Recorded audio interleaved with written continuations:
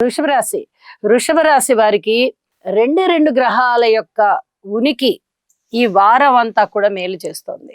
అది షష్ఠ స్థానంలో రవి గారు బాగున్నారు.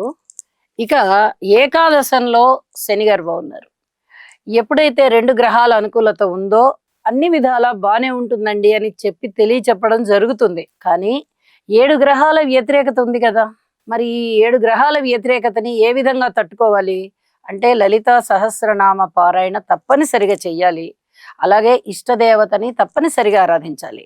కుటుంబం గురించిన శ్రద్ధ బాగా తీసుకోవలసి ఉంటుంది.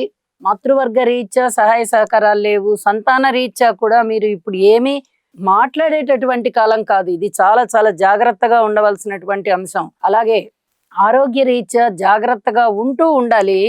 అనారోగ్యం ఏమన్నా ఉంటే అది ఆరోగ్యానికి దారితీస్తుంది. అలాగే మీరు తీసుకునేటటువంటి స్థిరమైన నిర్ణయాలు ఇప్పటి వరకు ఏవైతే ఉన్నాయో వాటిని మళ్ళీ పునః ఆలోచించవలసినటువంటి అగత్యం ఏర్పడుతుంది. అలాంటి పరిస్థితి కనిపిస్తోంది. రుణ భారాలు కొంచెం పెరిగేటటువంటి పరిస్థితి కనిపిస్తోంది. అలాగే మాతృవర్గ రీత్యా మీరు ధనము ఖర్చు పెట్టవలసి వస్తుంది. అది ఆరోగ్య రీత్యా అవ్వచ్చు, ఏదన్నా అప్పుల రీత్యా అవ్వచ్చు, లేదన్నా ఏదన్నా మాట ఇచ్చి లోగడ నీకు ఇంత ధనం ఇస్తాను అని చెప్పి ఉండొచ్చు. ఆ మాట తీర్చుకోవడం కోసం మీరు మాతృమూర్తి గారికి లేదా మాతృవర్గ బంధువులకి